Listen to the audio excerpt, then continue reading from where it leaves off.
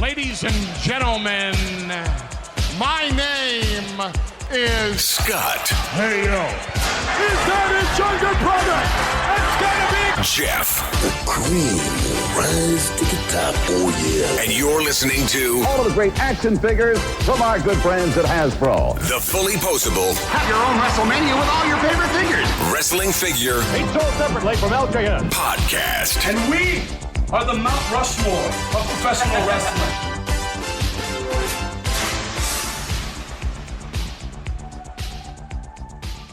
Hey, welcome to episode 514 of the Fullyposeable Wrestling Figure Podcast, longest running episodic wrestling figure podcast going today. My name is Jeff, and sitting alongside next to me is my real life brother, not storyline brother, Scott. Scott, say hello. Hello. And Scott joining us this week live from just outside Sacramento, California. Well, kind of close, about 40 minutes away from the legendary wrestling figure podcast, Andre the Giant. Andre, you have come to grace us with some karaoke, right? I've come here for one reason. Hey guys, what's going on? Andre, your voice just mimicked Brian from the legendary. That's crazy. Andre does a mean Brian impersonation. He's got it down. The funniest part, dude, is when we recorded about a month and a half, 2 months ago. You actually held up Andre and you did the intro. And I was like, I can't take this seriously. What the? It's excellent. No, we got Brian from the Legendary Wrestling Figure Podcast. Brian, welcome back to the show. We love having you on. You got your King Kong Bundy shirt on, ready to talk some wrestling figures, are you? I am ready, and I always love talking to you guys wherever it may be. So thank you so much for having me on the show. Absolutely, man. In a sec, we'll be having painting hour with Brian, because we want to catch up with what you are painting. But I also want to say that right now I have a sty in my eye. So if either of one of you are staring at my sty, I'm going to give you guys the brown eye. Got it? Got it. All right. No, I don't want to look at it. I'm looking at your good eye. The one with the sty. Yeah. She reminds me of that Wayne's World 2 bit. Camera one. With them and who is it? Kevin Spacey? No. Maybe his brother. No, Pollock? Rob Lowe. God, I forgot the guy's name. He has a glass eye.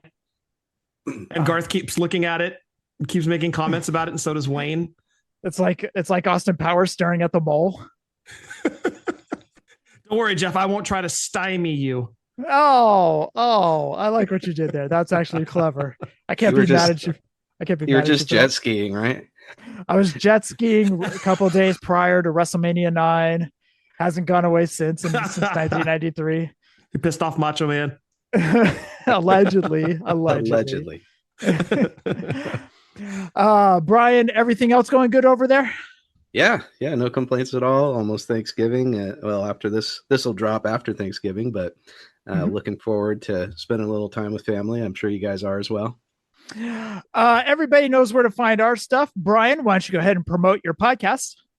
Oh, if you want to check out my show, it's Legendary Wrestling Figures. It's spelled kind of funny, so it's Legendary for legendary, just like LJN is the play on words there. And you can find that wherever you listen to podcasts. You can follow me on Twitter at 80_wrestling. And I'm also 80s Wrestling Fan on Instagram if you want to check out some repainted figures and stuff on there. Mostly I do a lot of Twitter stuff. It's kind of not the same place it has been it was a few years ago, but I still post a lot of stuff on there if you want to check out some of the repaints and stuff that I do. The Bob Ross of the LJN community. I like that. Bob Ross. I like that. And Brian, Scott is coming over for Thanksgiving this week, so I'm going to make sure that he listens to that song by Nelson that Andre sang for him. I'm going to make sure I'm going to play that for him because he was the one that requested that when we were on, or when I was on a couple months ago. Yeah, I don't know if you're aware, but I'm a big Nelson fan. That's what I hear. play We Will Never Retire for him. Also, I did I wrote a song based on We Didn't Start the Fire, and that one's a lot of fun. If you get it, it's a bonus episode, but it's all wrestling related. So if anybody wants to look for that episode, it's about 9 minutes, and it has that and a song that Nate wrote that's based on a Green Day song basket case, and it's called Toilet Race. And so there's two parody songs on a 9-minute episode. That's a lot of fun if you get a chance to check that out. I love it. My favorite one is that you sang Pantera, Cemetery Gates. Like that song's like 7 or 8 minutes long, and you sang it from beginning to end when Scott and I were on. Wow. Dude, from beginning to end. Like there was no cuts, there was no edits. Andre sang it from beginning to end. I was like, wow. Holy shit, I was just joking. That is awesome. I swear that wasn't a rib. Well, the We Didn't Start the Fire parody, that took about 20 tries. So when you hear that one, you'll appreciate how fast that goes. Because Billy Joel, he sings the lyrics and whatnot, but then the chorus is back. Andre does the whole thing. So yeah, you'll have to check that out. Not maximum effort. Oh yeah. Something tells me that took a little while to edit. No editing, just 20 tries. Like just man. And yeah, the 20th try, my cat came in, so the cat joins in at the beginning and the end, which is pretty funny. Yeah, good stuff. It isn't Toonsis the driving cat, right? Oh no. Lexington. Yep, she's fun. Anyway. Aww. From old SNL skit, if anybody gets Toonsis the driving cat. So. Yeah, Jeff, our last name is We've never had a cat named Toonsis. I think we missed the boat on that one somehow. We try to get way too creative of our animals' names. I guess so. Like I like to name mine after 80s cartoon characters. And I name mine after wrestling animals. And like you both said before, it's something where the nickname changes through the years, and your pets end up having about 4 or 5 names during their lifetime. That happens with ours too. Yeah. Ours was one we adopted, and it was a show cat, and our vet called us. She was 9 years old. She's this American curl, so her ears fold backwards, and her name was Lexi Poof. And I'm like, no, that's not sticking. So we changed it to Lexington, and then it's Lexer, and it's just all kinds of fun stuff that you give your cats your Lex pets Express. names for. Oh yeah, the Lex Express. Yep. Yep. And then you have to make up songs about them. Oh yeah. We've done several songs for our pets over the years as well. Yeah, I love it. Andre's gonna have to sing one for Lexi on one of the shows. Yeah, he interacts with her quite a bit. All right, Brian, it is time to catch up with Brian with What Are You Painting? Or Bob Ross Hour. Well, the latest stuff I painted, it was really cool, Jeff. I had Drew over at the Tales from the Estate podcast did his 5-year anniversary show with Caitlin, and he did a big giveaway. So he sent me 13 Galoob figures and said, these are yours. Whoa. Just have somebody, the contest winner gets to pick one of them and tell you how they would like it painted if you're willing to do that. I said, of course I'm willing to do that. I've painted one Galoob before, a Lex Luger with green trunks is what I put on him, and put black laces on the white boots. But the guy that won is Greg from the Man Bull Pod. And so I reached out to him, and he picked Ron Simmons. And I was just thinking, man, what am I going to do with a Ron Simmons figure? I wasn't really watching much of Ron Simmons' career, but he said, I was always a fan of Ron Simmons, but it was mainly when he was part of the Acolytes in the APA with JBL, with Bradshaw. And so I thought, I don't want to try and paint those bare legs and try and make them look like boots. I don't think I could do that justice. So I went ahead and I went with black sweatpants and black tennis shoes. And then I looked at Fully Loaded 99, and he had 3 symbols painted on his chest. So I added those 3 symbols. He had the black wrist tape, so I painted that black again. First off, I removed all the paint with acetone, but then he's got black over the top knuckle on each of his fingers and over the top knuckle on his thumb, the knuckles that are closest to his palm of his hand or whatever. So I painted black tape on each finger, painted the symbols on his chest, gave him the goatee instead of just the mustache, and then painted the black bands that he had below his shoulder up of his bicep there. So a lot of little details that kind of transformed him into something new and different. And so I got that shipped to him, and he should be getting it around probably the day after this drops. So nice. so that was one thing I did, and that only took that was probably probably closer to 3 hours than 4 hours. So that was one thing that I painted. And then the other thing I painted is Drew is a big fan of Rick Martell, and 5 years ago when he got married, he actually dressed up like Rick Martell because their wedding was on Halloween. So he had purple trunks on. He went full bore and got in front of everybody with his purple trunks, purple knee pads, and so when he got his Rick Martell figure, he wasn't thrilled with the way it looked and the glasses and stuff. Some of them are better than others. Mine's pretty good, but his wasn't great. So I said, hey, I'd love to repaint the glasses and give him some new gear, and I'll put him in some pink gear if that sounds good to you. And so Drew said, sure, I'd be happy to send him your way, and if you're willing to paint him, that'd be awesome. So then when I found out he wore purple, I was like, oh, okay, I gotta give him purple gear just like Drew had at his wedding. So yeah, basically I did a big rubber guy, which I've touched up a couple of Hawk figures before. I did one of the Sergeant Slaughter red, white, and blue figures in the same way that the LJN that resurfaced was, where I put blue wrist tape on there instead of the red that Major had, and changed the belt from black belt with silver buckle over to a red belt with a black buckle, and instead of a silver whistle on his chest, went to a black whistle on his chest. So little touch-up job on that Sergeant Slaughter, and on a couple of Hawks I touched them up. But this Rick Martell was the first one where I got to actually like remove most of the paint and give all new gear. And so the purple really turned out nice. If you go to @80_wrestling on Twitter, you can see a bunch of pictures of them there. Or the cover art for the latest episode I just dropped is you'll see both the Ron Simmons figure and the Rick Martell figure. And it's fun branching out from LJN over to different types of figures like the Galoob or like the Big Rubber Guys.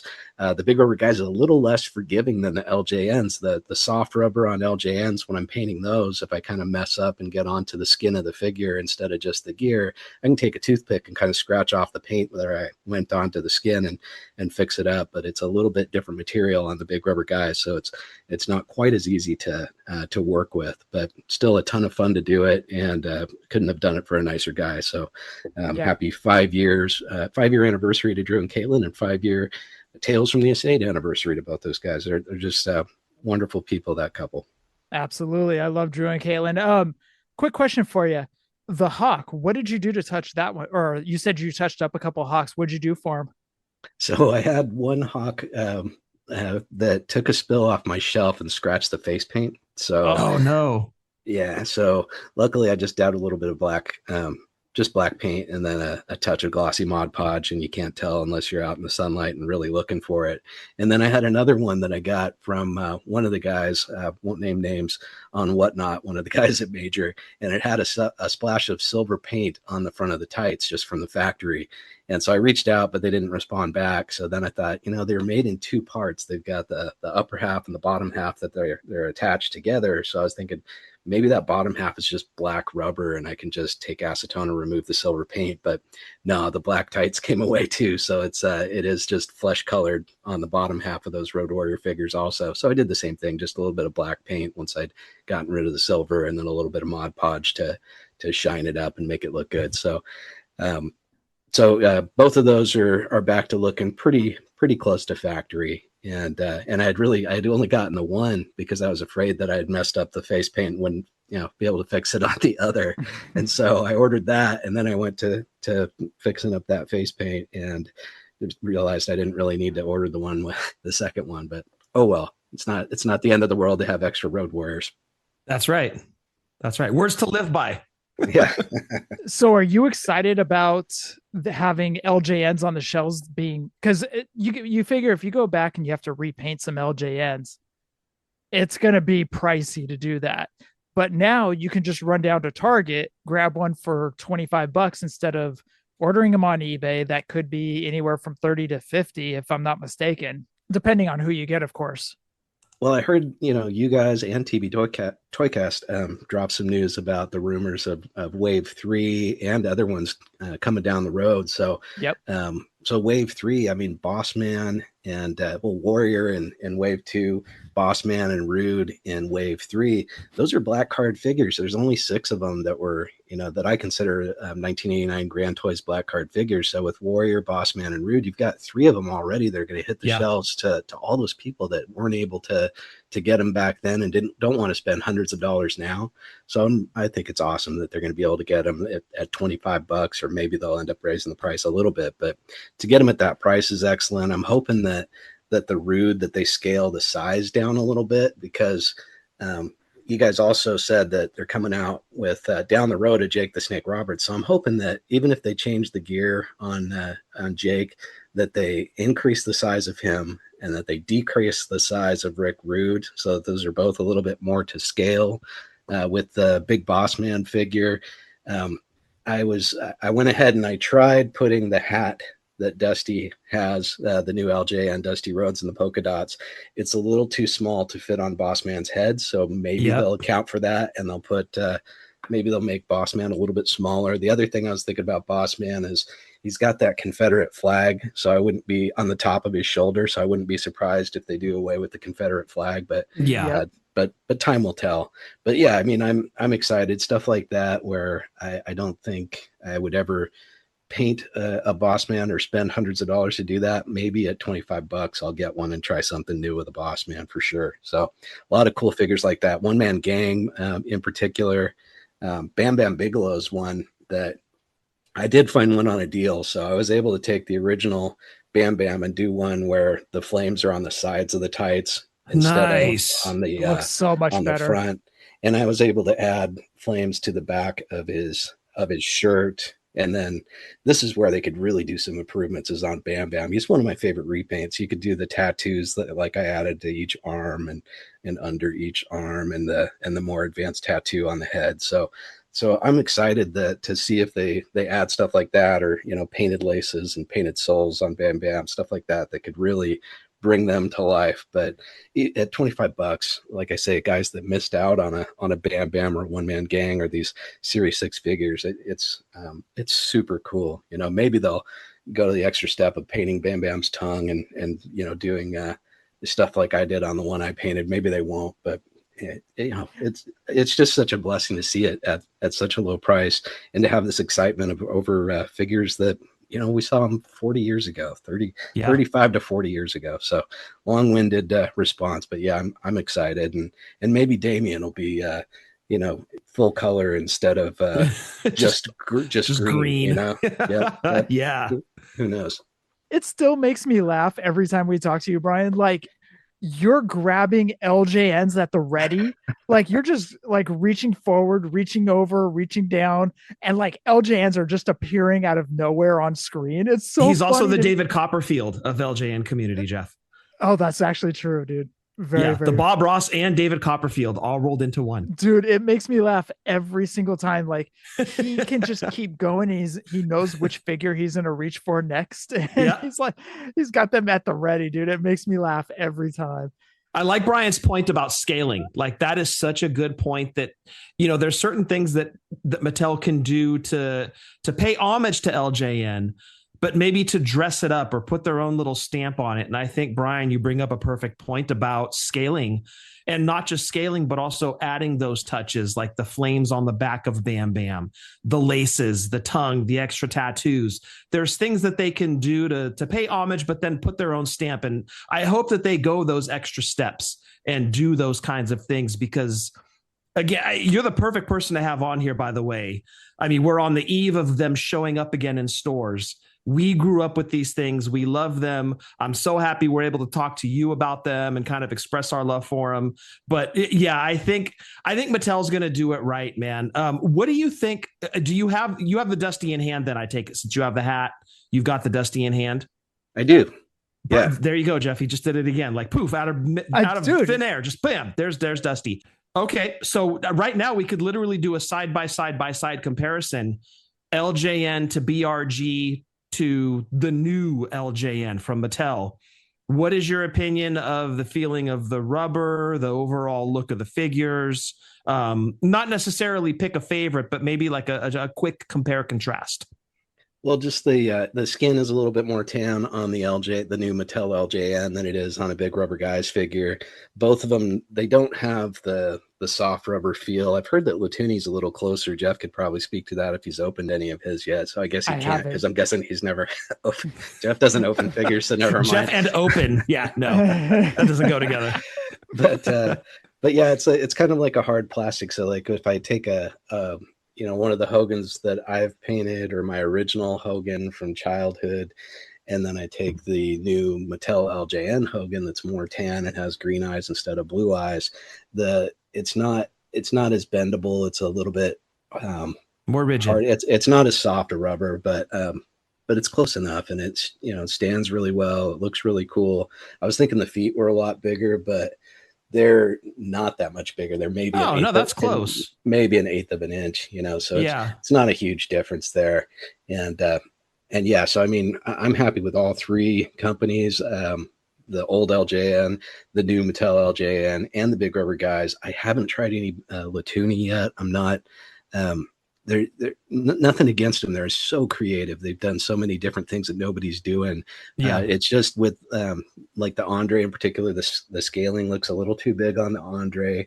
There's and there's only so much you can buy. The question I have for you guys, I've got the figure that I wish that they would most add to the line. I've got one that I painted that Tim from Pulling Up a Chair gave me, which is a Mr. T from WrestleMania 1. So I think that would be my dream figure. If they could add one that everybody could get, would be a Mr. T like this.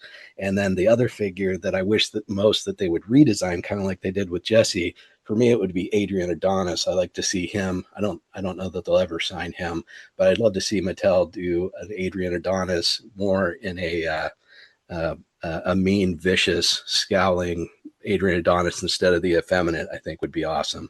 So I don't know if you guys have any at the top of your list that you'd like to have redone. I'm guessing Rick Rude maybe, and if there's any that haven't been made in any line that you'd like to have. Right off the top of my head, it would be the Young Stallions, but they're going to do BRGs of them, because I thought the Young Stallions, the Conquistadors would be kind of cool to have in there. I mean, basically like name an 80s team. Boris Zukov, I think, would be cool to go with your Nikolai LJN, we always talk about like filling holes in the collection. You could have an entire like 85 to 89 roster of guys by just adding a few names here and there. Hercules would be another one from a singles run. But again, BRG grabbed that name. Somebody brought up Earthquake from his 89 look. And I think Earthquake would be a great addition. Mr. Perfect, though. I think if Mattel can do a Mr. Perfect, I think that would be, if I had to pick like one name, probably Mr. Perfect, because he was such a huge name in the late 80s, Intercontinental champion a couple of times. And I think he'd make a great looking LJN. Yeah, great choice. What about you, Jeff? They need to redo Miss Elizabeth. Oh, yeah. Agree. The face on that one was just not good. I mean, it's memorable because it had removable skirt, and us 80s kids had boners for her, but allegedly. But but no, the face was terrible, and hoping that they have her under a deal. So I'm hoping that they are able to maybe even give her the same pose, but work on that face that needs to be updated. Put her in the white dress too. Yes, actually a good call right there. Or put her in the Maker Powers. That would be fine too. Because that would fit in the 89 era. So yeah, that would work. But Miss Elizabeth is probably one. I still cross my fingers every year. We hope that they get Dynamite Kid. And granted, BRGs have already done a couple of British Bulldogs, but they dressed in purple for the Survivor Series that one year, Scott. Remember? Yeah. And, just there's maybe a couple other looks that they could go with, but that's a long stretch, because getting Dynamite under a deal with WWE is probably, even though we wish for it every year, it probably isn't going to happen. You know what? I got one more to add. Go for it. Zeus. Ooh. Yeah, Zeus I would like to see Zeus get thrown in. I don't Butch know. Reed is another. I'd love to see Butch Reed, and just because I saw him 3 times in person, especially, and then also I want to see referee Danny Davis, but both ref and in-ring Danny Davis. Both of those would be fun for me. Good call. Yeah, good call. I was going to say, is Mr. T still under a deal with WWE? I don't know if he is. Last figure was a retro. I think it was a retro. It was a while ago. If they could do something even remotely close to what Brian has right there, that would be incredible. I mean, it's such an iconic look that it's the WrestleMania 1 cover of the VHS tape, right? Hogan and Mr. T on the front. It's such an iconic look. It definitely deserves a figure. Obviously, we got a 6-inch scale one, but to get an LJN style would be incredible. That's a great call, Brian. Right on. Do you have any plans right now to pick them up at $25 a piece and just start repainting them?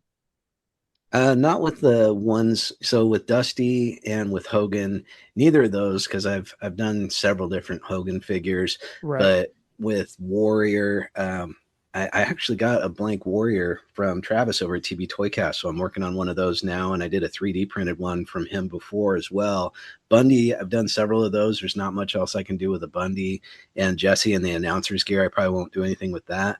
But if they, when Rick Rude hits, I wouldn't, if he's going to just be in the purple and pink and black tights with the pink boots, I wouldn't mind doing a different tights for a Rick Rude figure. That'd be a fun one to repaint for sure. With Cheryl Roberts on the front. Yeah, I don't think I could. I don't know if I could pull that off like he pulls the tights off, but I could at least give him some different colors. And I do think that he's actually, if you look at that close enough, his thumbs are inside the top of those trunks. I think he's about to tear those tights off on the old LJN. Yep. Which Warrior look are you going for, Brian, on the one that you're painting? I've done one already with the WrestleMania 4 look with white and blue gear when he faced Hercules and the little red warrior symbol on the front. The one I'm working on right now, he's got purple and bright orange and white. So white trunks and then orange knee pads, white boots, and tassels that are purple, white, and orange. So that's what I'm working on right now. I'm pretty close to finishing, but sometimes I get a little almost like writer's block, and it's easier to get off a project and go over and do something like a Ron Simmons with one color or a Rick Martell where I know exactly what I can do and knock it out a lot quicker. Gotcha. Scott, I'll send you the pictures that Brian sent me of the Rick Martell in purple. Looks fantastic, dude. Oh, awesome. I'll send those over to you. That's great. Thank you. All right, let's get into some pre-orders. Check out collectmajor.com. They've got some pre-orders going on over there. They also have some Black Friday deals going on. Check out collectmajor.com. Pre-orders up on on Big Bad Toy Store for Boss Fight Studio, I should say. Dragon Lee Roosh Androlistico. Man, this energy drink's got me moving 10 miles faster than I should be. The C4's exploding. Dude, right? My heart's gonna explode any second now. If I keel over, you guys know where I'm at. So Latuni, check out Latuni for a vast array of different LJN style figures, their Everest style figures, which I do have their Macho. Actually, Brian, I did want to mention I don't have any of Latuni's standard 8-inch figures. Yeah, I haven't picked up any of those. Actually, I do have the Macho on pre-order with the crown, the Macho King basic look. I have that on pre-order, but I haven't received it yet. So, but even when I get it, I'm not going to be able to pop it out because I'm Jeff. So that's right. Yep. Anyways, but the Everest figure, I love the Macho. I love that thing. So just cool, different look and stuff. Anyways, check out latuni.com. And I believe they have the Andre with the Warrior face paint on a Black Friday deal as well, if I'm not mistaken. I got an email the other day for that. Yeah, I thought that ended today. Oh, did it? I apologize. I think so. I don't know for sure, but I thought I saw a note on there that was only going for another couple hours. But that doesn't mean that they're not going to run another Black Friday sale and Andre will be up again. Yep. So anyways, check out latuni.com. Also check out Zombie Sailor on zombiesailor.com or Big Bad Toy Store as well, where they have a bunch of his retros up to buy. You think his Road Warriors sell out, Jeff? Limited to 2K? Yes. I do love those shoulder pads. They're pretty badass, aren't they? I don't know the price point yet. And obviously he's not going to run a Black Friday deal on his brand new figures that are super limited edition. I mean, especially for Road Warriors. But God damn it, they're tempting, dude. They are so tempting. But what's crazy is I think it was Jason Wolf, his customs, when he was doing the custom Hasbros. I bought his Road Warriors with the exact same look as those zombie ones. I just don't have shoulder pads for them. But super tempting. Game time decision, dude, on Friday. I am hoping that they're not the same price as Strike Force over at Grapplers and Gimmicks, and that's no offense to Grapplers and Gimmicks. We understand everything that's going on right now. Sure. However, I'm hoping that they just come in like maybe $10-20 cheaper. Yeah, I'm figuring 90 to 100, somewhere in that range for those. Yeah, probably. With the shoulder pads and the accessories and everything, it does always add to the cost. It does. And it's the Road Warriors. I mean, 120, I'm out. 100, we'll see. I still have a Hogan LJN to buy. That's $25, dude. Exactly. I know. Ringside, check out Ringside. We're throwing them into the pre-orders. Dudley's Ultimate 2-pack with blue camo. That's my wish list, dude. You put my wish list into the notes. I thought I put it up on the pre-orders too. I'm like, yeah, I'm doing my Black Friday / Christmas money wish list here, Jeff. And I sent you 4 links and you proceeded to put those 4 links right into our notes. So I'm pulling back the curtain a little bit. Here's what Scott wants for Christmas. So this is Scott's pre-order over at Ringside Collectibles. This is my Ringside wish list, you guys. Go on to Ringside and order it for me if you want. Yeah, send it on over to Scott. He wants the Dudley's Ultimate 2-pack. Jesse and Bundy Coliseum collection. John Cena from the Vault. You want John Cena from the Vault?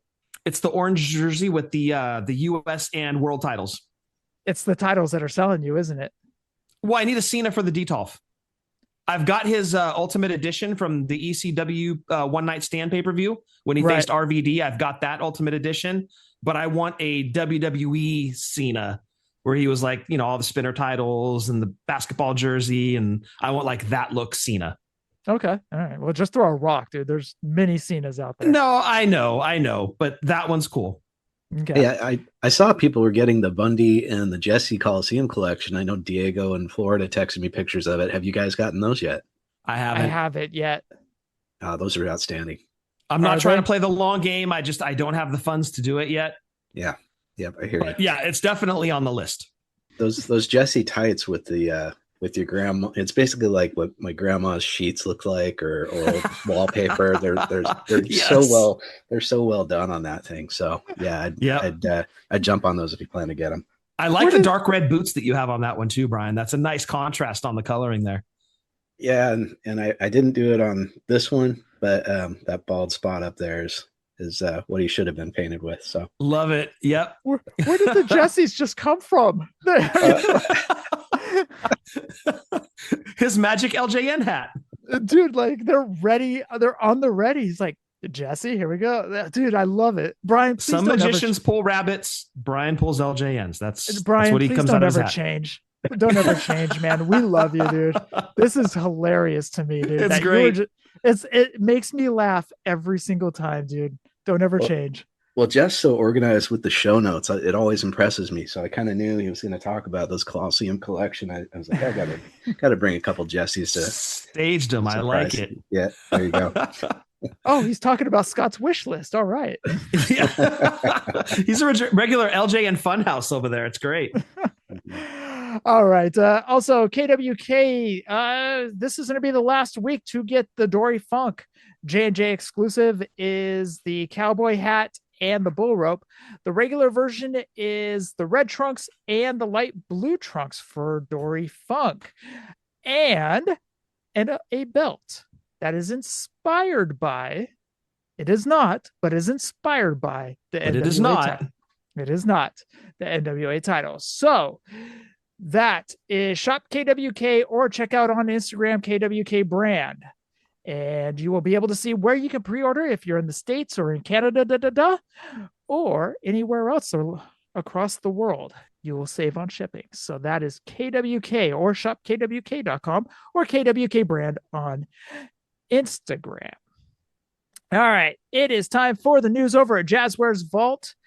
Matt Cardona versus Chris Jericho from Ring of Honor 2-pack. It'll be ROH title, Cardona in his Ghostbusters gear, Jericho with that.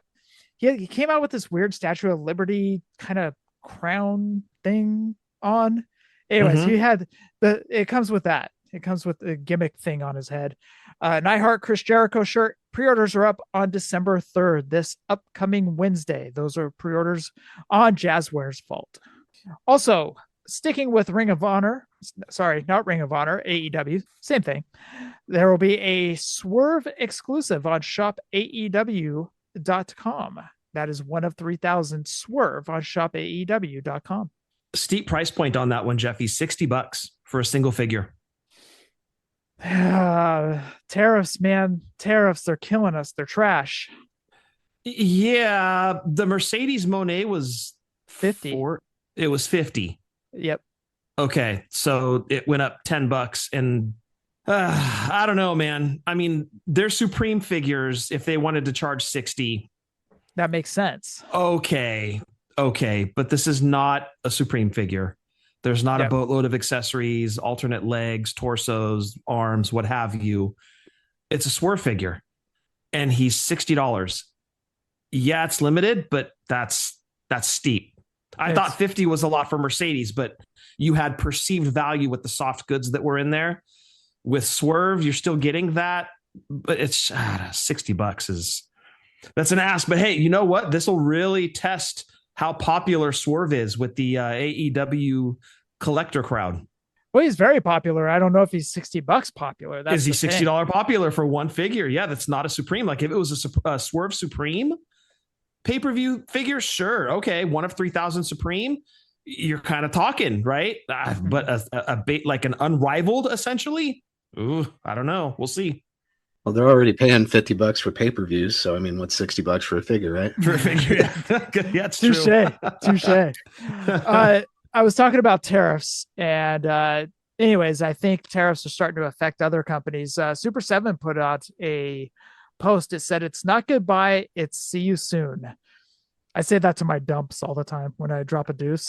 You say it to corn. You say it to corn, not your dumps, because when I eat corn, I'll say, I'll see you soon. All right. Anyway, sorry, I botched that. Anyways, it says, after years of incredible memories, we'll be closing our San Diego and 16th Street San Francisco stores at the end of the year. These spaces have been home to so many firsts, toy drops, and friendships, and we couldn't have done any of it without you. We are deeply grateful to everyone who was walked through our doors, shared a story, or lined up early for a release. You are part of Super 7's history. While these doors are closing, we have other ideas up our sleeves, and we will be back next year with all new events, experiences, and excitement in 2026 and beyond. We can't wait to share with you. That sucks. Their 2 stores are closing. I know Super 7 had been hurting a little bit due to the tariffs, so I have a feeling that this may correlate with it. I can't say for sure.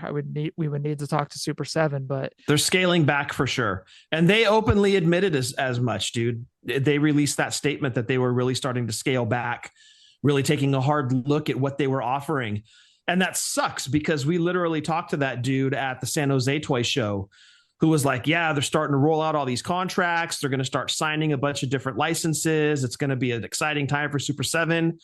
And then tariffs hit, and they got hit, and it sucks, dude. Shannon and I are actually talking about, instead of doing Christmas gifts this year, we're going to do a weekend in the city, a couple of nice dinners, hang out. I think I'm going to make it a point to stop by that Super 7 store in the city, just buy one figure. It just, as a goodbye, it sucks. It's been there for so long. They've hosted signings and events, and it sucks that that's going away.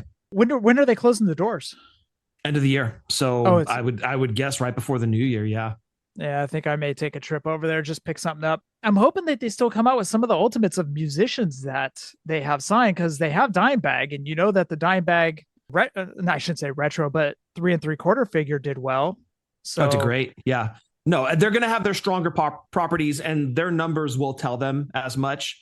But obviously, Ghost, Dime Bag, Cliff Burton, does amazing numbers. So with their stronger properties, they'll continue to pump product out for that.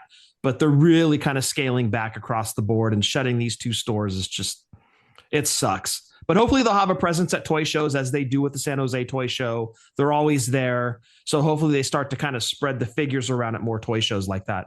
I remember when we were talking with the guy, I noticed he didn't mention that they signed Nelson. Well, I think he was talking more about the good 80s bands. Oh, come on now.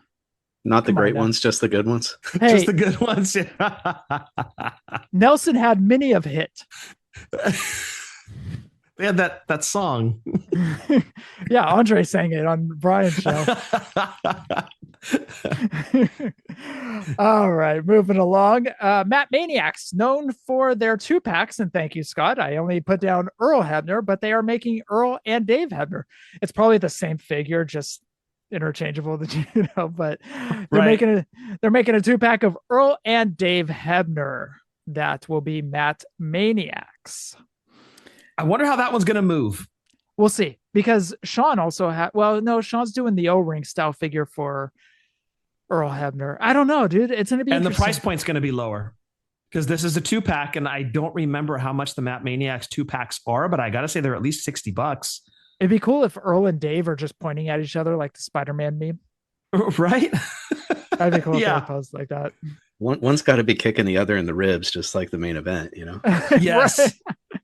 Yeah. If anything, they're going to move solely based on that moment. Like, is that moment enough to move this 2-pack? Yeah. The worse the economy gets, the harder it's going to be for figures that are on the fringe to move. Yes. So I worry about that. It's so hard to predict, right? Like before, extra income. Oh, yeah. I want to create that scene, on my display, whatever. And now people are like, nah, it's cool. I'm good. I just have Hogan and Andre up there. It's fine. Yeah. I don't need the refs. We were talking about Latuni earlier. Latuni is coming out with a Road Warrior animal that is silver shoulder pads. Pre-order goes up November 28th, which was this past Friday. Yes. Yeah, Friday. I'm trying to predict the future. It's in the future for us, but in the past for the listeners. Exactly. At 9 a.m. Pacific Speaking of Standard. Back to the Future. Hey, yeah, I like it. 9 a.m. Pacific Standard Time, 12 p.m. East Coast Time. Limited to 100. He will have silver shoulder pads on. And his face paint, Scott, is very similar to the Batman logo, like you pointed out. Yes. I don't remember a match that Animal did with the Batman logo, but I remember seeing it in a photo. But I don't know if it was a match or a photo, a photo shoot for the Road Warriors. But I remember Animal had that Batman face paint on, and that's what they're doing here. It's the Batman face paint. So that might be the reason it's limited to 100 also. They don't want to have them mass produced and have DC come knocking on their door. But it's a cool looking animal for sure. All right, it's time to move over to Mattel. This is from Ringside Fest this past Tuesday. All right, starting with the retros, Logan Paul, Jey Uso, Rhea Ripley, looks fantastic, and Paul Heyman, he'll be coming with the world title. That Rhea Ripley, wow. Excellent. All the retros across the board, that's got to be in the top 5. Oh, easily. Yeah, it's fantastic. Wait, are you talking about like all the retro companies? Everything post Hasbro. Okay. That Bobby Heenan Epic Toys, excellent. Oh, this one that I have sitting next to me in the poly bag. Yes. Dude. Wait, Brian, Amazing. are you over at Scott's? See, but I can also pull LJNs out. Look at me. I got Jimmy Snuka that Brian painted. It's like Scott's reaching over into Brian's camera and grabbing. All right. Main event 2-pack, main event 26, series 26 2-pack. Mick Foley and Chelsea Green when she dressed up like Mick Foley. Creative 2-pack. I like that. Yep. And they're also doing a New Jack. Is that a New Jack Elite or? Yeah, it looks like a New Jack Elite with an Wow. alternate head with a bandana. Okay, so here's where the discussion starts. New Jack was in the video game. Now we're getting a New Jack figure. Those contracts are separate, as Are they? Steve has always said those contracts are different, but everything is leading to Macho Man. I know where you're going with this. Yep. So everything is setting up for Macho Man. The question is, when are they going to drop it? Right, because I thought today was going to be it. With Ringside Fest going on, I'm like, Macho Man announcement. I'm waiting on it. It's Christmas, dude. They have to do it at Christmas. This is this is our Christmas gift from Mattel. Is Macho's back in the family? It's going to be Christmas. They're going to say, hey, guess what? And here's the first LJN. And here's the first Coliseum collection. Here's the Bring it first. all. Yeah, exactly. Here's the first He ultimate. slots into every line. Yeah, ultimate. Which, by the way, Jeff, last week we had a question from the message boards of somebody wanting an ultimate edition line with Hasbro looks. Yes. One that we failed to mention was the Macho Man in the white jacket. Oh yeah, that's already been done. No, that's what I'm saying. We talked about ones that had been done. We failed to mention that one as we were going through examples. That was like prime example number one of a specific ultimate edition that really paid total homage to that figure. But yeah, I don't know when or where this New Jack falls next year. I'm assuming next year. I don't know what line it's going to be in, as if it's a defining moment, just an elite figure. But New Jack, who was in the video game, now has an elite figure. So come on, you guys. I'm sure next we'll get Abyss, right? Because he was in the game too. Yes. So Abyss will be announced. And then Macho Man. Maybe they're going to hold out to WrestleMania. I don't know how they can. I think that they have. It's going to fly by, dude. We're 5 months away. You're right. We're 5 months away. It's going to fly by. He's the original Mr. WrestleMania. Before Shawn Michaels, he was the original. So maybe they just wait until the WrestleMania reveal panel, and that's when they announce Macho Man. Brian, when they get him back under a deal, what's the first look you want to see him in? Let's say they do LJN. They're obviously they probably mimic the pink purple trunks. That's the first one I want. Would you be okay with them taking liberties? I'd like to see him more in the WrestleMania 3 look, where instead of having the purple wrist tape or the purple pinkish wrist tape, I'd like to see the white wrist tape, and I'd like to see just painted laces and some detail in the stars on the side of each boot. So if they could go a step further with his LJN look and just dress it up to where it's a little more accurate and more in the WrestleMania 3 look, that'd be ideal for me. Okay. I'm hoping that they go with that neon green look that he had. I remember I was just watching a match the other night where Hogan came in and saved him. Yeah, he wore that. He wore that at the November 26th is when it aired, but November 16th is when they filmed it. The Sacramento Saturday Night's Main Event in 1988 when he faced Andre. He wore that neon green, and so I was there in the audience. He had this gorgeous blue robe that was sequins and silver writing on it. That neon green's really awesome. I've done a repaint of the LJN with that look, and I'd be super happy with that just because I was there to see him in that same gear. So that'd be awesome as well. When Andre was coming out, you go, Brian, and you were like, hey, because you guys know each other. No, he did his Brian impersonation. Oh yeah. It was a lot higher voice back then, 1988. He was grabbing Andre was grabbing LJNs from all over the place. Anyways, that's an interesting thing you bring up about the Macho Man, though. Like, which look would you want to see if they were to take liberties with him? When they ultimately do Ricky Steamboat in the LJN, do you want to see the black on black tights on the boots? Or do you want to see something closer to like what the prototype was? Or do you want to see like with Macho Man or WrestleMania 3 look? Like you painted for me, which I'm going to just pull them out right here. Jesus Christ, you two. Jesus Christ. I think that's the one that would make everybody happiest is that white tights and the dragons on the white boots. I can F and do this too, guys. I can F and do this too. Just pulling Mattel's now. It would be a fan-friendly thing, to do that. Yeah, but I mean, with Steamboat, you could go the green tights that he wore against Flair at Chi-Town Rumble. I've done one of those in an LJN repaint. True. You could go with the red tights with the white boots like he wore when he lost to Honky Tonk Man, and he also wore those at Survivor Series 1987. So, I mean, there's so many iconic looks with Steamboat that I think you could make multiple variants with him and with Savage. Obviously, I think that Major's done a tremendous job with Savage in their line, having the orange, the pink, the green, and also the Macho King might be the best big rubber guy they've made yet. The Macho King Randy Savage that they made with the crown and the scepter, just outstanding work by them. And they've still got a Macho in the United States gear. They got a Cincinnati Reds Macho Man. Latuni has multiple Macho Man figures. So I don't know if there's going to be a little bit of Macho Man fatigue when Mattel comes out with theirs. Because huge big time Macho Man fans, maybe they've already gotten 4, 5, 6 different 8-inch Macho Mans from Latuni and from Major. So it's hard to say. And I wonder if they're going to do repaints as variants down the road instead of the card variations. I wonder if they start to do maybe some repaints too. So many options. Yeah, for sure. For sure. Yep. You know what's weird, dude? Like I just grabbed this Mattel, just joking around with you guys, but like handling it, it reminds me of the Karate Kid figures back in the day. Remember those Karate Kid figures? I do. Yeah, we had some. Yeah. Like the jacket on Steamboat. It just reminds me of that. Just a random thought that just came in. I was like, wow, this reminds me of the Karate Kid figures back in the I didn't think 80s. we'd be talking Karate Kid tonight. That did not hit my bingo card for tonight's show. I had it in the notes to talk about Karate Kid, dude. It's right here. Oh, I missed that. Sorry. No, one other thing I did want to talk about New Jack. New Jack was a very controversial figure back in the day. Does this open up Mattel to go after other controversial figures? Obviously, there is the no-nos that we can't talk about.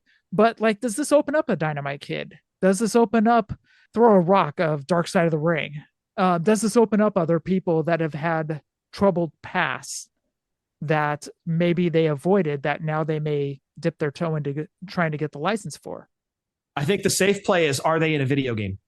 I think that's the safe play. If they've made it into a video game, you could probably make a figure of them. Okay. I don't know the last game Jimmy Superfly Snuka was in. Okay, he's on that no list. Is he though? He tagged up with Billy Jack Haynes in that one game? Trying to remember what it was. those two probably aren't going to be making it. No. We'll see. Yeah. Those, there's a no make list. Yeah. It's like Bart Simpson on a chalkboard just writing names, there's Billy Jack. Yeah. But like, does that open up Dynamite Kid? Does that open up who else has had trouble past that? Or just feuds with Mattel, with WWE, like Adrian Adonis's family. There's bad blood there. That are they ever going to get over that? So, or Owen Hart, for instance, everybody would probably love to see an Owen Hart in 8-inch LJN form. I'd love to see a blue blazer, just because it was right in my prime viewing. So yeah, but I don't see that we'll have it. All right, moving along to the Monday Night Wars that were shown off during Ringside Fest. Now, I do want to preface that a lot of these did not have series. They were just names thrown out, but they didn't say what series they were going to be in. Hogan with the WCW title. So his 94, 95 look. Yeah, red and yellow Hogan, not Hollywood Hogan. Different variation of the Headbangers. Mosh and Thrasher. Thrasher will have on face paint. And Brian Clark, NWO Brian Clark, a.k.a. Crush. Now, this is one I hear Chad Horror Movie Barbecue, I heard him from Pennsylvania, just celebrating. But Sid, and it was the night where they ended Nitro, and Sid came out and yelled Goldberg, and his car was deflated and smashed up. He will be coming with the duffel bag as well. It's that Sid from that Nitro. Brian Adams, Jeff. I just got to go back 1 sec. It was Brian Adams. Oh, okay. Not the singer Brian Adams from Summer 69 or whatever. Not the Summer of 69 singer. Correct. Okay. That one. Okay. Gotcha. I apologize. Yes. Roddy Piper, WCW look. Eddie Guerrero. Rick Steiner. It'll be Solo's Rick Steiner. X-Pac from the Monday Night Raw after WrestleMania 14, where he came back. New Age Outlaws.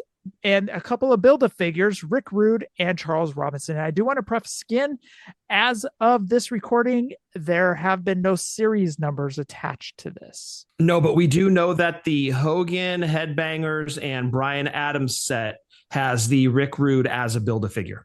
And then Charles Robinson will be a Build-A-Figure as well. So those are Monday Night Wars series. Brian, I know you're a huge fan of Roddy Piper. Any interest in getting that? I think I'm pretty much out on Mattels at this point. I don't know if there are any that I would venture into. I've had to kind of, I'm running out of space and budget. So I've focused pretty much just on the 8-inch LJN style figures, even sold off a few and put up more for sale in the Mattel style. So I'm out on that now. That doesn't include that Piper's Pit set. I canceled my pre-order though, and they had a 25% off sale on Target. So I was able to get one for, I think it was $45 or something. So not bad. Yep. Nice. So you are getting that one for sure. I am getting that one, but I got to sell off more Mattel. So make more space. Yep. All right. Defining moments that will be coming out. Ricky Saints will be with the North American title and vest. Ray Phoenix from WrestleMania 41 showed off his jacket, his entrance jacket that he came out with.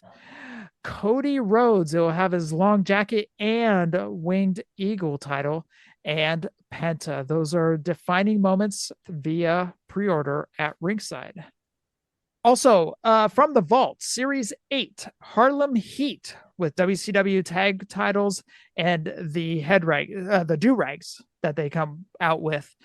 That will be from the Vault Series 8, as well as the Dudleys with ECW tag titles. Those will be from the Vault Series 8. So the Harlem Heat, I guess, are from the Monday Night Wars, but these are the Chase versions because they're in blue. Yep. And the Dudleys are from that 2-pack that Mattel and I believe Ringside had at one point that's completely gone at this point. But they do come with the ECW tag titles, and that's cool. So basically, it's like you got the 2-pack, but now you're just getting them as singles figures. And they come with tables, the whole bit. I really, really love that from the Vault series. I really do, because a lot of people missed out on those Harlem Heat Chase figures. And a lot of people wanted the Dudleys and missed them because they sold out. And here's your chance to get them again from the Vault. So I've got the originals, and I'm not even mad about them getting re-released. I want everybody to get the figures they want. So that will be from the Vault Series 8. Also shown off are random elites without series number: Roxana Perez, Javon Evans, El Grande Americano, Jimmy Uso, Lyra Valkyria, women's IC title, Seth Rollins in purple gear, John Cena last time is now look, and this one did have a series number, Elite 126 Roman Reigns. It's a current look Roman Reigns. I believe it's from WrestleMania 41, Jeff. Was that one from 41? I believe so, yeah. He had like the white boots. So that is Elite Series 126. That did have a number. Now, moving along to Ultimates.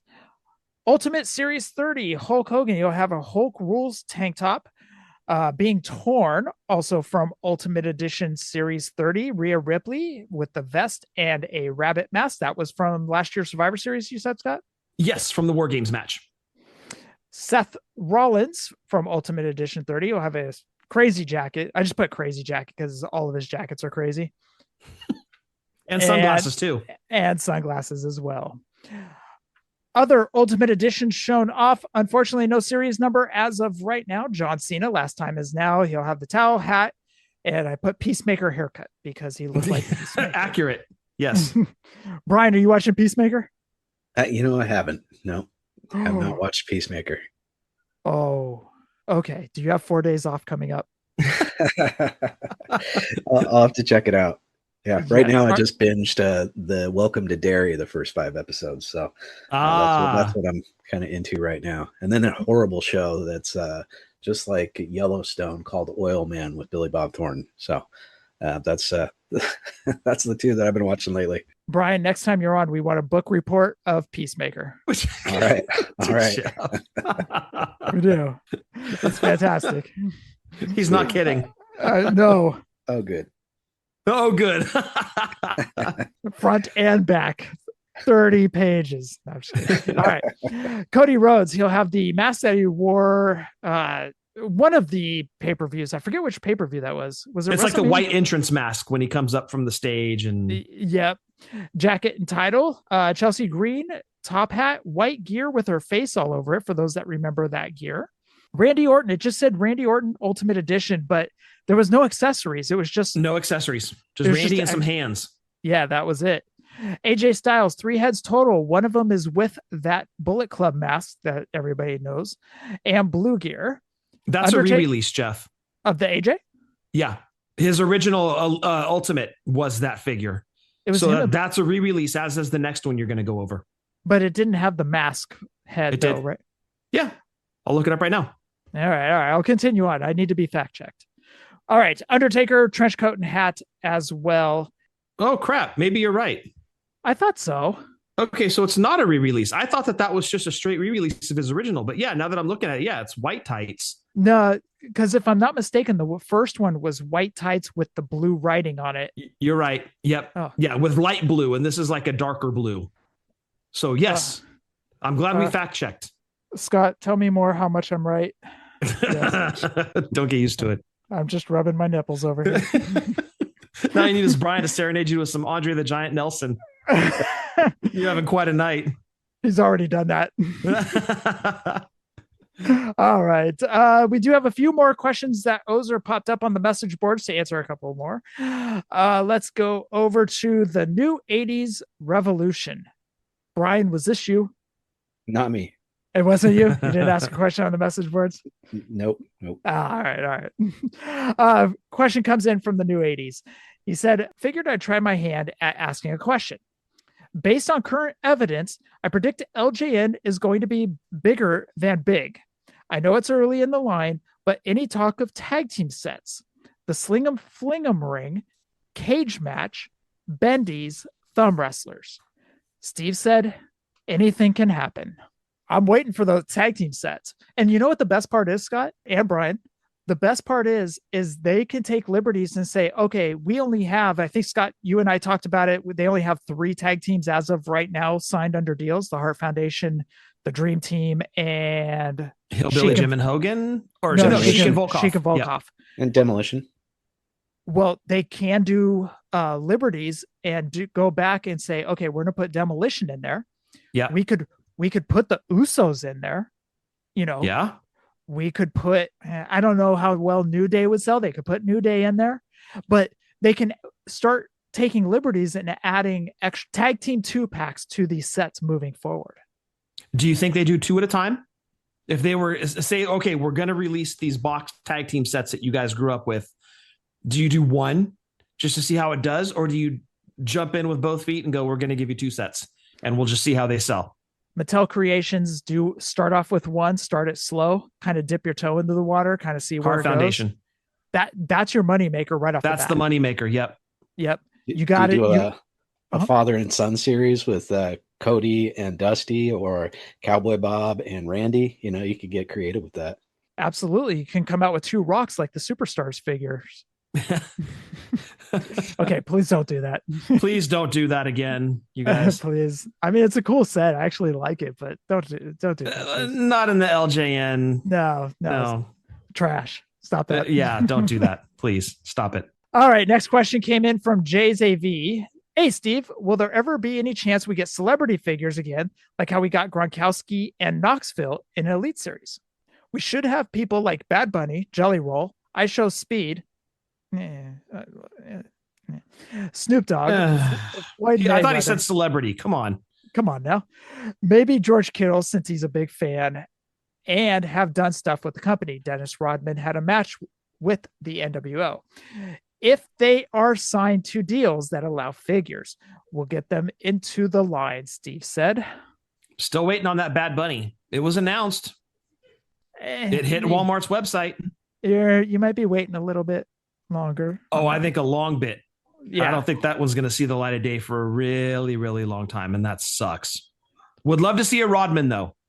I don't know why Rodman hasn't been made yet, but with them doing the whole Monday Night Wars thing, even if Rodman has to be a Build-A-Figure, I think that would be awesome, but you're going to have missing parts at Walmart for sure. People are going to be diving into those packages. I was just going to say, when George Kittle retires from football, do you think he'll be a heel or a face? And I'm positive he'll do better than Rob Gronkowski did in the WWE. But yeah. But what do you guys better think? than Kevin Green in WCW? Maybe. Yeah. Yeah. Plus, he could tag with Penta. I know they got that Cero Miedo going on. Yep. And I know Penta actually got a mask for Kittle, or Kittle got a mask for Penta. It was a 49er mask or something like that. Yeah, I can't remember which, but yeah. Somebody got one signed at Stockton Con, actually. They did. Yep. Nice. Scott, going back, as Steve said, if they are signed to deals. Was that a copy and paste? It was a copy and paste, dude. Yeah. Yeah. No, I know. I get it.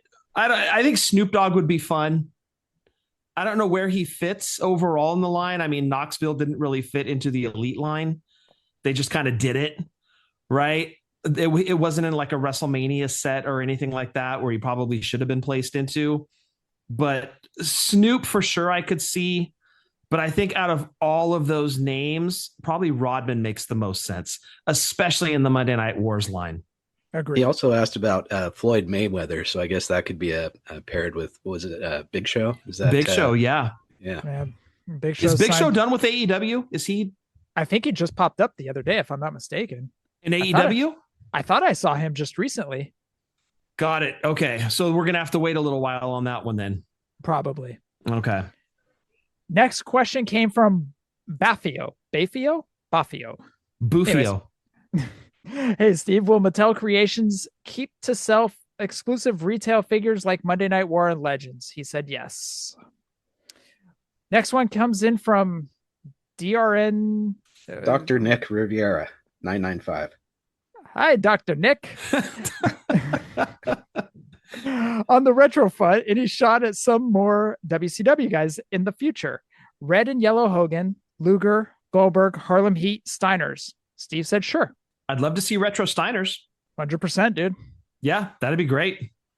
Last question came in from Nosebleed Collectibles. Said, I know in the past the rights to Jushin Liger have been difficult due to his look. Is there a better chance now? The same goes for guys like Hayabusa and Ultimo Dragon. Steve said WWE would need to sign them. I'm sure everyone on the team would be stoked to make those figs for you guys. Well, that rounds out Ringside Fest and questions from the message boards. Real quick, we are going to talk about one of the greatest games ever produced. In the history of wrestling games, this game is up there in that upper echelon of arcade/home console video games. And Scott, this one is your favorite of all time. This is WrestleFest. It's my favorite arcade game of all time. Is it your favorite wrestling video game of all time? Ooh, that's a tough one. I really like the Four Horsemen. Mm-hmm. I really do, especially No Mercy. Mm-hmm. WrestleFest would be an easy yes if I could play as LOD. Okay, that makes sense. Whereas in No Mercy, I could customize LOD and play as them. But there's just the game at face value. I probably give the edge to No Mercy. Okay. Because there's a little bit of ill will on my part towards WrestleFest because it took so much of my money in 1991. And I still hold a little bit of a grudge. It wiped out Christmas money, birthday money, any kind of money that came in between got dumped into this machine. And it's a classic. It is my favorite arcade game of all time. I love the original Superstars game where Andre and DiBiase were the big final bosses. Yep. But this game was just so much fun. I loved going to the arcade, and it was one that you'd have a ton of fun if you played it solo, but you'd have even more fun when you got the 4-player going and you had a Royal Rumble. Mm-hmm. Oh, it was more fun than NBA Jam. It was more fun than any run and shoot game you've played. It's just, there is so much nostalgia and love and a little bit of a grudge in my heart for this game. I love WrestleFest. Brian, did you play WrestleFest when you were a kid?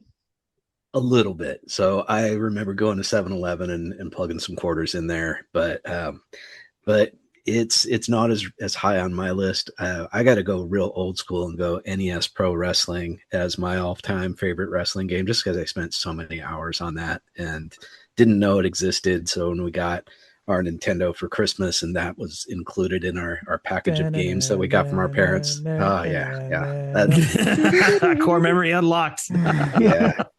That's my favorite, but WrestleFest was awesome. And I got to give a shout out to the Wrestling Collector store up in Stockholm, New Jersey, where Tommy Fiera, the guy that runs ISPW Wrestling and the 80s Wrestling account on Twitter, he has a WrestleFest in working order, just set up to play for free when you go in their store. So when I went to 80s Wrestling Con in 2023 in May, we got to, the guys that were there, we were playing each other WrestleFest, and it was really cool to have that old school arcade game right there and just be smashing buttons and trying to beat the hell out of people in WrestleFest.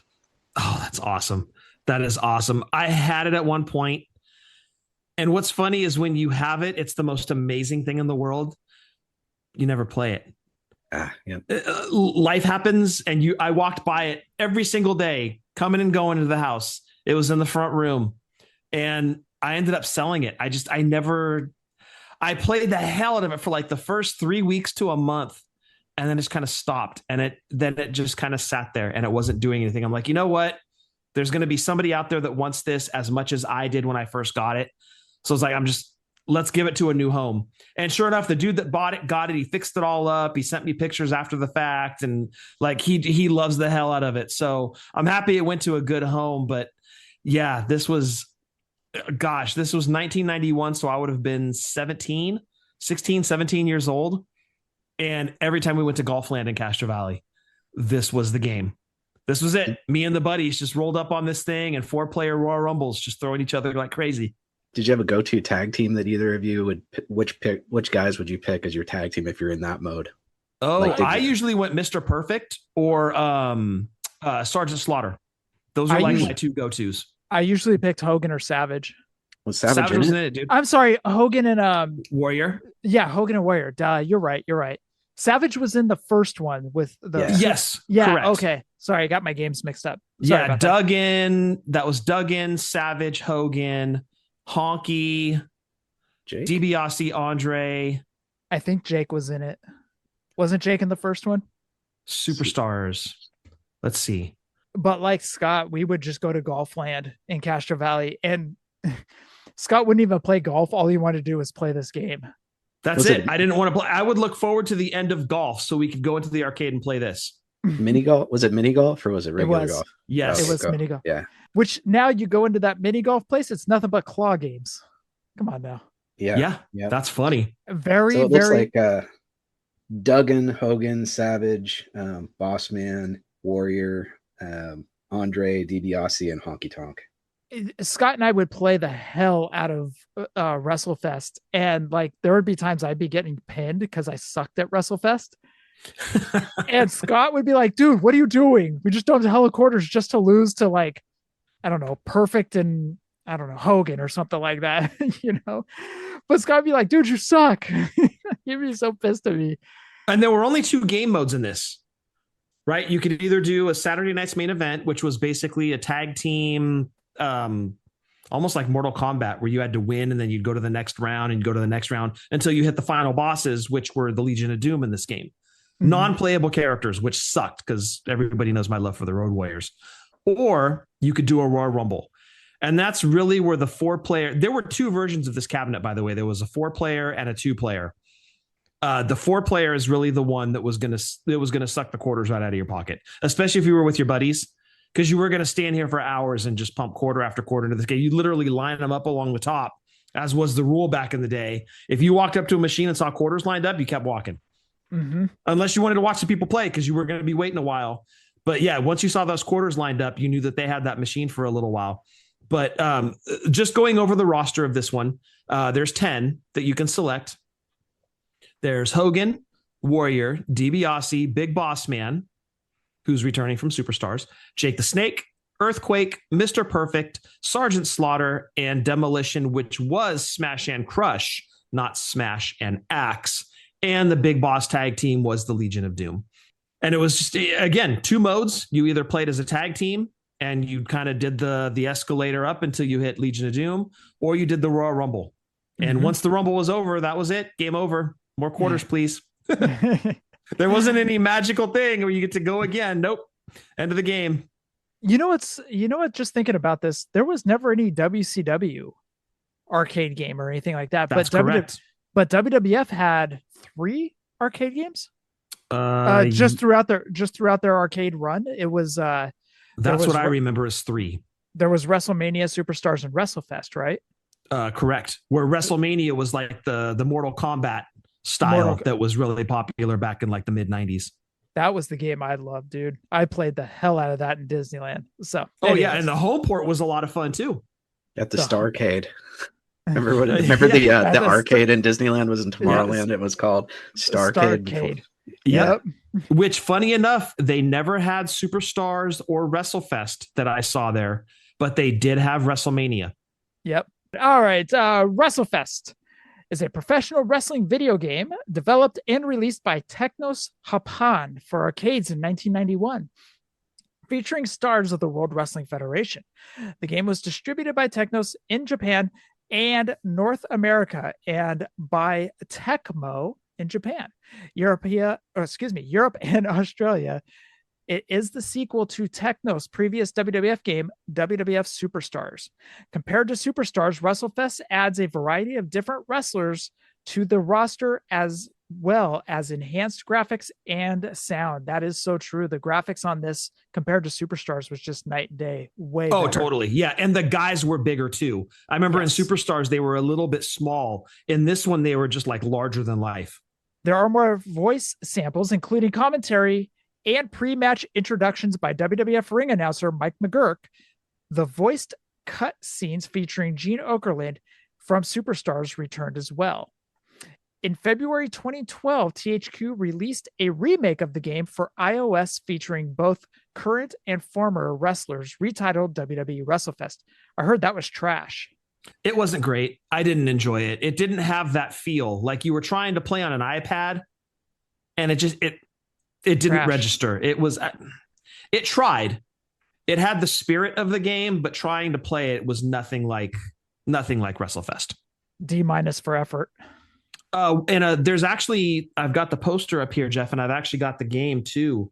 Retromania Wrestling is one that was heavily inspired, if not almost like a copy and paste of WrestleFest with a different roster.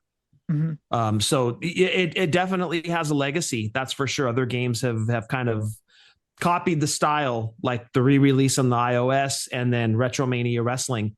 Really cool dudes, by the way. Met them at not Access, WrestleCon a couple years ago in Philly, and really cool guys. It's a fun game, but obviously heavily inspired by WrestleFest. Brian, did you play a lot of Superstars too? I didn't play a lot of either of them, so I neither one has that nostalgia of the NES Pro Wrestling or even the WrestleMania, just because I had those at home and could play them for free. So my games at the arcade were Gauntlet and Spy Hunter and Galaga. Those were three top ones for me. Spy Hunter was my go-to as well. In fact, I love Spy Hunter. over here in Alameda, there's a 80s arcade little shop, and they have Spy Hunter, and I was playing it for like 25 minutes, dude. Like the kid I was back when Scott and I would go to Mountain Mike's Pizza, and we'd be playing the hell out of arcade games. In fact, they had Superstars at Mountain Mike's for a little bit. Did they really? I don't remember that. I remember the bowling alley had it, and that's where I played it mostly. The bowling alley had it as well. Manor Bowl had it, but Mountain Mike's had it for a quick second. And I remember like you were like in love with that game, and I was like, I want to play Spy Hunter. All I wanted to do is play Spy Hunter. So anywho. Yeah, it was Shakey's Pizza here, which I hear is launching like 500 new places. So you're kidding. I saw just something 2 days ago or a day ago. I saw something about Shakey's relaunching like 500 new stores. So yeah. Awesome. I'm Cartman's curious. Stem cells finally work to replicate Shakey's. I'm curious where they're going to be relaunching them. I didn't look that far into it, but I think the one where I grew up in Warville, I think it's still there. So yeah. Whoa. Wow. Yeah.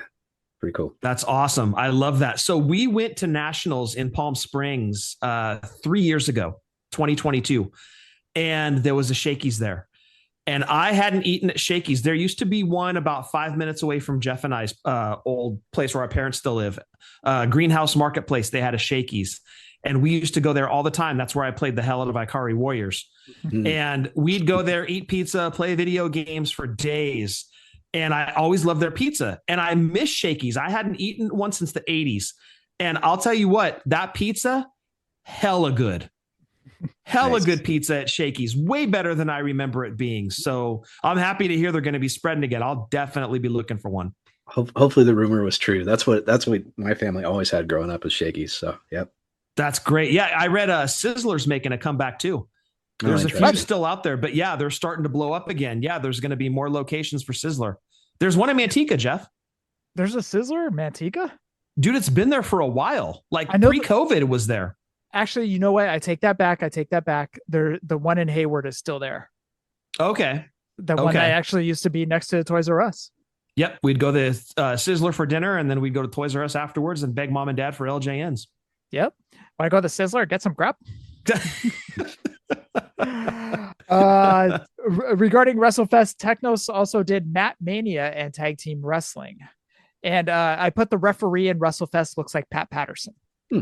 Oh, I wonder if it's like inspired by, like Sean's NWA belt on Dory Funk. It's not Pat Patterson. It's just inspired by Pat Patterson. Game adds 4 simultaneous players, the ability to insert more credits into the machine. Yeah, we know. 2 modes of play available: Royal Rumble mode, Scott, you mentioned that, and Saturday Night's Main Event mode. The player must pick 2 wrestlers to form a tag team, take them through a series of matches, including a title match with LOD. In the mode, players can perform numerous double team moves. Additionally, after a team member has been on the apron for a certain length of time, they will quote unquote power up, temporarily giving them the ability to win all the grapples and inflict more damage than usual. Okay. Hogan, Warrior, Scott, you already mentioned the roster. They did win some awards. In North America, Replay reported WWF WrestleFest to be the second most popular arcade game of the month of October 1991. I wonder what the first was. 91. I would have no idea. Because Street Fighter was 92 out here? Yeah, the Street Fighter that became like the home port, because there was an original one that was a little bit different. But yeah, I don't think, Street Fighter was like 1992 out here. I'm curious what the first one would be. It went on to be the highest grossing arcade conversion kit of 1992 in the United States, according to the Amusement and Music Operators Association. In Japan, Game Machine listed WWF WrestleFest on their December 1st, 1991 issue as being the 3rd most popular arcade at that time. Zero gave the game a 3 out of 5 stars. While critical to the graphics being cartoony, they praised its gameplay. Sinclair user rated the game with an 88% score, citing the game's variety of characters and high replay value. Computer and Video Games also gave the game a positive review, describing the gameplay as enjoyable. Sinclair User Magazine awarded it Best Beat-em Up Game in 1991, along with Konami's Vendetta. And there you go. Best Beat-em Up. And that is WrestleFest. So much memories. And I think a lot of the memories revolved around you, Scott, because I sucked at the game. And you made up for it at WrestleMania. Yeah. But like, you had to carry our matches. If we even did have a chance at making it to Legion of Doom, you had to carry the matches because I was just god awful at it. Yeah, I'd be like, dude, go get Randy, please. Go play more mini golf, dude. Yeah. Kick rocks, kid. Find a claw machine. Go get Randy. He needs to get Randy or Dave. They need to come be my tag team partner because you suck. Oh, dude, I was god awful at this thing, dude. I still remember that, dude. I remember you'd be like, dude, no, do this. No, press this. Okay, now go over to Earthquake, hit this button. You can drop the leg, and then we'll win, and then we'll move on to the next. I just remember that, dude. I was terrible. Earthquake was a fun character to play as too. Yeah. It looks like Street Fighter 2 might have been number 1 that month. So in 91? Yeah, it says October 91 top video game Street Fighter 2. So according to the Google, but I don't know. There we go. That actually, I guess that makes sense because Street Fighter didn't become popular out here in the Bay Area until about 1992, I want to say. That's when the home port came out around 92 as well. I thought that came out in 93. Our time. See, we're not video game experts, so the years are a little bit skewed. But I remember playing in the arcade, and then once the home port came out, no more quarters went. If WrestleFest had become a home port on Genesis or Super Nintendo, I wouldn't have been as broke as a kid. I would have had a little bit more money in my pocket. But Street Fighter, no more money went into that thing. As soon as I got the Super Nintendo for us, that was it. Like no more quarters went into that machine. Brian, you mentioned, we were talking about Disneyland earlier. You mentioned that you have 4 rides that you are never going on again at Disneyland. There's between California Adventure and Disneyland, the 2 parks. I went over it on this last episode of Legendary Wrestling Figures. As far as the 4 rides, I don't think I'll ever ride again. And so I'd be interested to hear what if you guys have 4, if you want to think about them. But my 4 would be. I got 2 off the top. Matterhorn. Okay, I've got 1. Yeah. Matterhorn. That's it. Okay, now I love Soarin' over California. The Incredicoaster. You won't do that one? Oh no, dude, I hate that one. That one's for me too. I can do that one once. Yeah, I can do it one time, and any more than that, and I'm getting nauseous. which is Okay, like an old man thing, I think, with roller coasters now. I'll do it one time and that's it. Tower of Terror also one time. Or what is it, Guardians of the Galaxy now? One time. Right. Yeah. Is that one of yours, Brian? So I'll still do Matterhorn. It's just at the very beginning of the ride, I have to like lean forward because it usually kicks you in the back right when you Yes. take off. And so I'll kind of lean forward a little bit, and then and I'm still sore afterwards. That and Space Mountain too, but I'll still go on both of those. The 4 that made my list: Astro Orbiter. I mean, I love Dumbo sitting next to my wife. You get to sit next to each other, but Astro Orbiter, you're going the wrong direction. There's nothing really cool to look at. You're riding front, and it's 2 rows front and back. So I don't care to ever ride that again. It's not on top of the people mover anymore. So that's one I just don't care about. Yeah. And then the other 3 on the list, Star Tours gets me. So I get on the Star Tours now, and I love that as a kid. It opened in 1987, but now I get on there, I start feeling like all queasy, and I have this motion sickness. And by the time I'm off of there, it's 4.5 minutes of hell. Like I get off of there and I'm just like, oh my God, what am I doing? So I went on it on 2022, and I went again on 2024. I'm like, well, that's the last time I'm riding Star Tours. Alana too, my oldest. Yes, exactly what you're saying, Brian. 100% concur. Yeah, that does it to her too. And I remember people talking about that back in the 80s when I went on it, people saying, and I was like, what are you talking about? And it's like, okay, now I'm old enough to where I'm affected by that. So I can't do it. Wow. Okay. And the other one, Guardians of the Galaxy, I went on that in 2024 for the first time.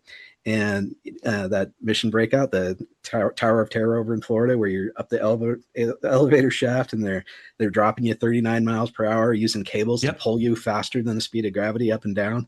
Yep. And that time I didn't know what was coming. It was fun. This last time we went on it, and I'm like, okay, that's it. I'm done with this. It was so intense. I'm just like, oh man, I've seen enough. Like I love that view you get when you get up at the top of the ride and you get to look out over the whole park. Yes. I've seen that once at night, seen it once in the day. I think I'm done. So you retired. yeah. And then the other one, have either of you ever, I'll go on one, there's 2 lines for this ride. The Pixar Pal Around Ferris wheel. So one line leads to the gondolas that are stationary, and there's 8 of those cars. I'll do that. The 16 cars that are swinging, I'm never going to do that again. Oh man. Yeah. You're going, it's just nuts. So there's nothing to hang on to. They actually put motion sickness bags into the cars for people to throw up into. Yeah. Yeah. So the, oh my God. So the 150 foot tall Ferris wheel in California Adventure, the Pixar Pal Around, not going to do the swinging gondolas ever again. Wow. I didn't know they put barf bags in there. That's hilarious. Yeah, totally. So I was totally surprised. This I was not, like when I was like, whoa, I didn't know that. Yeah. Well, Jeff, look in a mirror. Both your eyes are like that now. No, I was kidding. Thanksgiving is ruined. I can't eat now. It's like Family Guy when Peter had a stroke and his eyes started drooping down here. So, anyways, dude, I'm gonna ask you wear sunglasses at dinner, please. Your sty is gross. Your sty is grossing me out. Past the potatoes. Thanks. I'm trying to eat 3 plates of food here. Come on. Okay, so Matterhorn's on the top of my list. That's a no-no for me. At last time I was on that thing, man, I felt like my legs were busted and bruised, and I felt like my back was, shifted. Like you would wrestle Nikolai Volkov. Yeah. It's a good way of putting it. Yeah, you guys are taller than me, so I'm only 5'5" or so. So I maybe that's a reason why I can still do Matterhorn. That and the leaning forward at the beginning of it. But I hear you. That one does beat you up. That it was the first steel tube style roller coaster in the world. It's 70 years old. I think that was an original ride, and so it's not a smooth ride at all. Space Mountain I can still do, and the only reason I can do Space Mountain is I've got the track memorized in my head. Nice. So I'm able to kind of lean before the turn. Also, it feels like on Space Mountain that the turns are smoother than Matterhorn.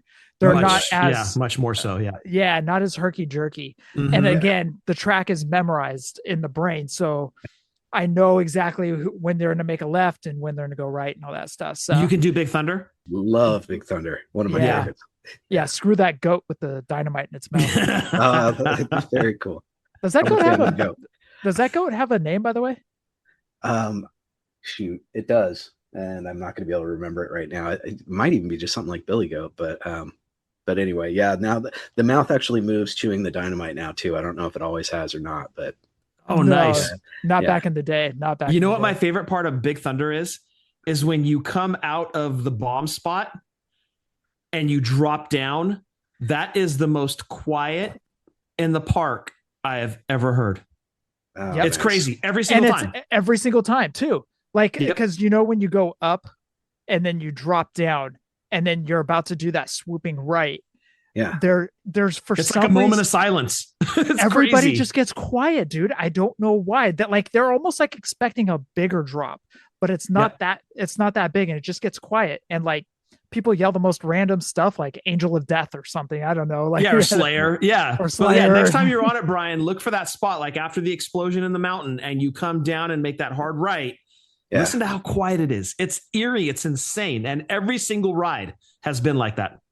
Yeah. Well, the other thing that's awesome on there, if you ever can time it right, and we've done it at least 2 or 3 times now, is if you can hit it during the fireworks. It's just awesome to ride Big Thunder while the fireworks are going off. Yes. Oh, nice. Or Phantasmic. Sometimes you'll get a good explosion or something, and you come out of that spot, you'll see the explosion and stuff during Phantasmic.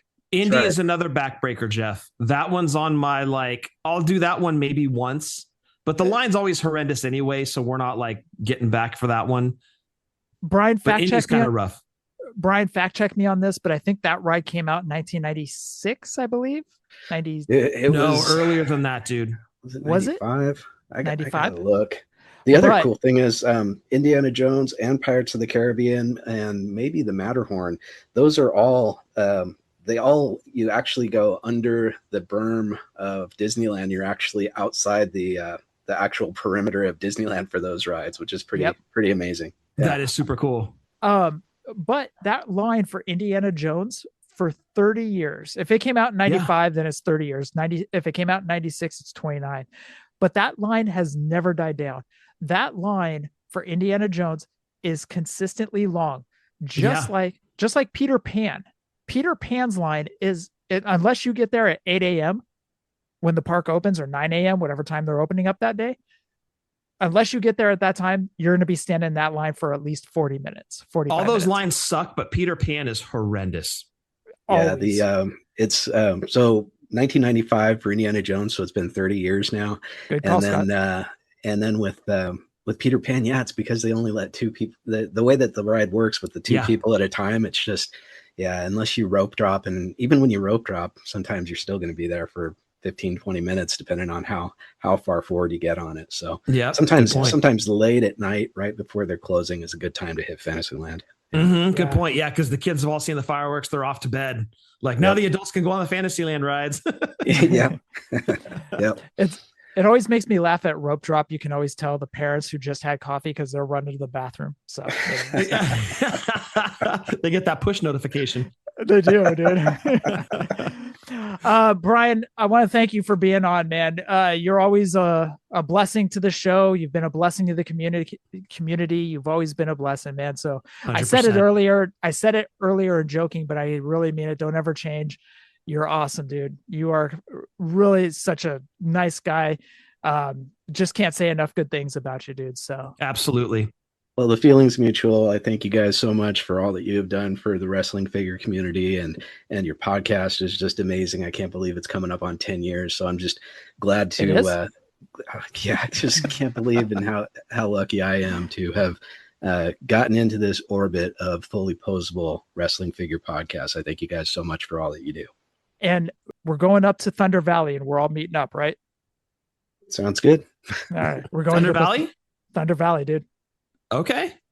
Daniel Tosh is going to be there the 24th of January. Daniel Tosh. What? I like Tosh. Okay. 2009 called. What? Come on now. I've seen him live. He wasn't that good. What? He was funny, dude. All right. Maybe he was just having an off night. I don't know. He was just okay. Okay. Mitch Hedberg was way better. Oh God, yeah. Mitch and Dave Attell, dude. Yep. Stephen Lynch too. And Stephen Lynch. Yep. Yes. Yep. Anyways, not a comedy podcast. Yes, we can turn it into clearly. Yeah. Hey, I made the rope drop poop joke. Let's go. Come on now. You did. That was strong. I made the joke about corn about seeing you later. Come on, that was strong as well. Well, technically, you flubbed that one. I did flub that one. Anyway, That's like the joke. Why is nobody friends with Eeyore? Because Eeyore plays with Pooh. There's the dad joke for the week. Scott, Pooh is his friend. Not Oh, okay, I got it. Thank you. All right. Why did Mickey dump Minnie? Oh, because she was effing goofy. Because she was effing goofy. Oh man, dad jokes. See, I told you this wasn't a comedy podcast.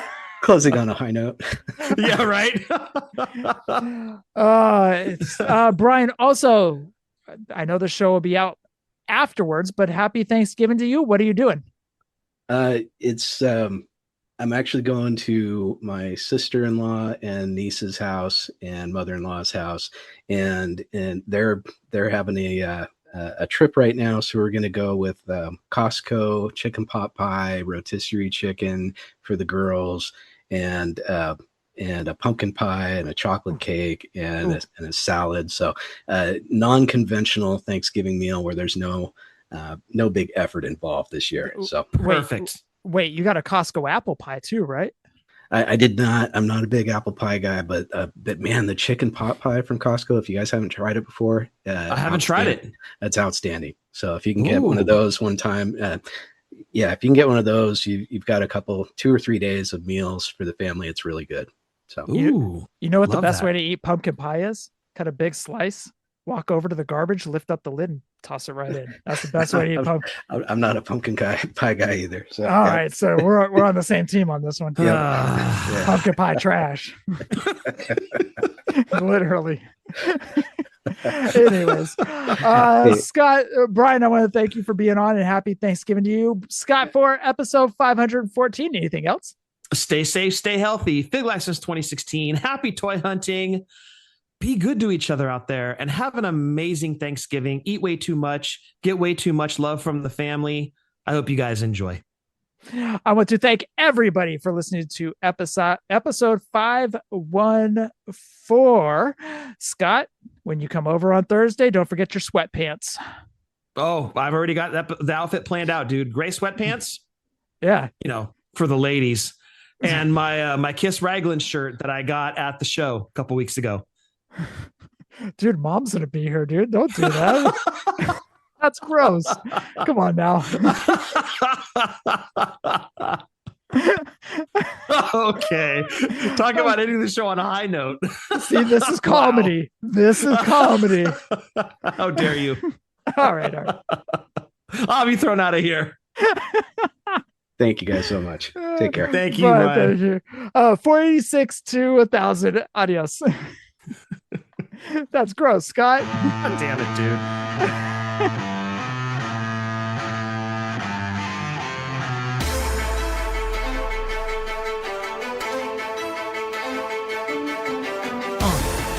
Yeah.